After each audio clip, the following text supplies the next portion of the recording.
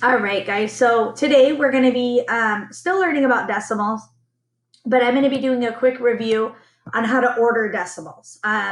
So you're going to get a piece of paper and you're just going to be writing down a couple things, which are the problems that we're going to be working out. And it'll just be on a normal piece of paper. So we will order decimals least to greatest. So an important thing to know when you're ordering these is make sure you realize what they're asking you, right? Sometimes they will tell you greatest to least, least to greatest, and just pay attention to that. That's an important thing. That's a common error. So your problem is right here. So write 4.35, 4.5, 4.03, and 4.53 down on your piece of paper. What's going to happen is we're going to order these smallest to biggest.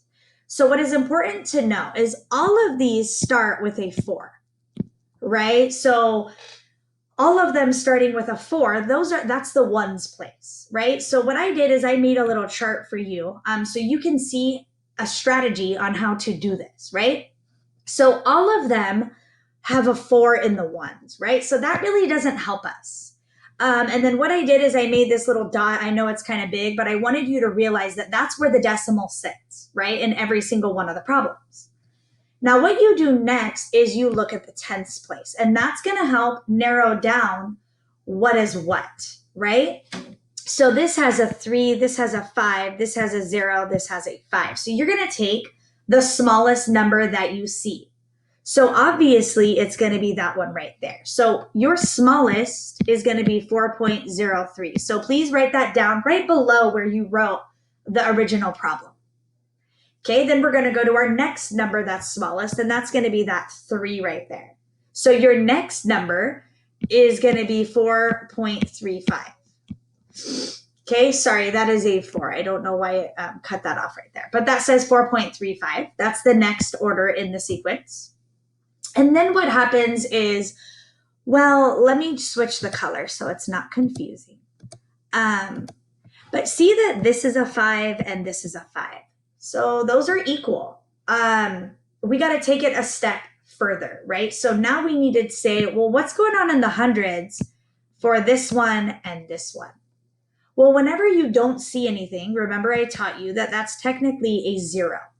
So now you're going to look at the order of the set. Well, what's smaller in the hundreds, 0 or 3? And the answer is 0. So your next one in the set is going to be 4.5. And then your biggest number in the set will be what's left over, right? That 4.53. Okay, so you're going to write 4.03, 4.35, 4.5, and 4.53. That is in order least to greatest. Okay, so let's do one more example. And then please write that down.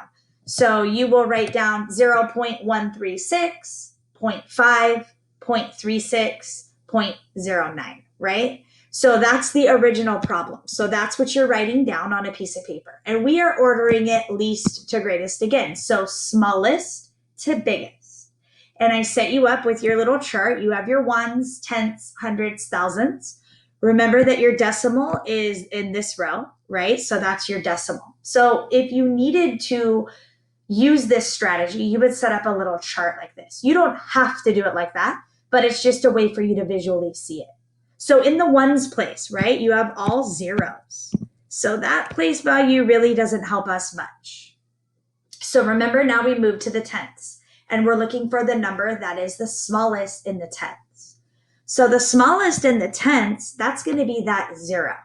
So your smallest number is going to be 0.09. So we could kind of cross that one off. We already used that one. Then we keep looking in the tenths, right? And my next smallest number in the tenths is that 1. So you're going to put 0.136. That's the second smallest number. And then you could cross it off to keep track. And then I'm looking for the next number in the set. Well, the next tenths, that's the smallest, is that 3. So I'm going to be writing the 0.36. And then you can kind of cross that off if you're done. And then your biggest number is the 0.5. So 0.5. So underneath the original problem, you're going to write them in the correct order. So 0.09, 0.136, 0.36, and 0.5. Okay, so that is one way that you're going to see ordering. Now, another common way, and it's going to set us up for Unit 6, is this greater than, less than, or equal to. And this is important for 7th grade and moving on through math in high school and college if you decide to go, right? So greater than, less than, and equal to. So remember that you might have learned with other teachers, this little alligator guy, that's what I call him, he eats the bigger number. So remember that the alligator always is eating what is the biggest number. Just kind of keep that analogy in your brain. So I'm going to take this example here. So please write that down. 0.2 with a line and 0.5. I'm deciding, is 0.2 bigger or smaller? Well, if you're thinking about the value chart that I just showed you up here, right? I'm looking for the number that's in the tenths, right? So is 2 or 5 bigger? And the answer is 5. So your 0.5 is greater than 0.2. So please draw the little alligator, right? Draw the sign. That is a less than sign, right? So that's what you're going to write. And then now our next problem we're doing is right there. So write on your piece of paper 0.01 with a line 0.13. Okay, so we're looking at the tenths first. Well, in the tenths, that 0 is smaller, right? That 0 is smaller. So it's going to be less than the 0.13.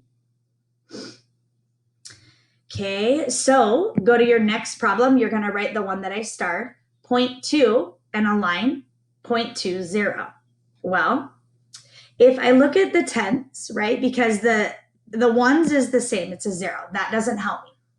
So I move to the tenths. The tenth is a 2 and it's a 2. Well, those are equal. Okay, so now I move to the next place value. Well, that's a 0 and this has nothing. But you guys know that technically you could put a 0 there and it won't change anything, right? So these are equal.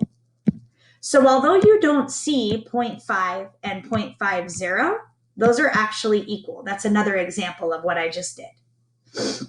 So now please write this one, 0.27 and 0.3. So again, the ones that doesn't help me. I'm looking at the tenths. Well, is 2 smaller or bigger than 3? And the answer is it's smaller than. So the alligator would eat the 0.3 because the 3 is bigger.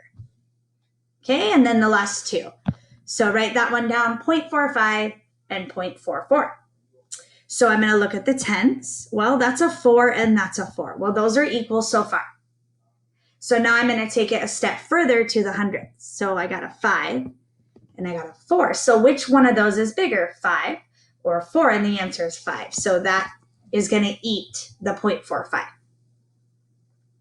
Okay, and then your last one, 0.306 with a line and then 0.37. So if you start in the ones, it's a 0. That doesn't matter.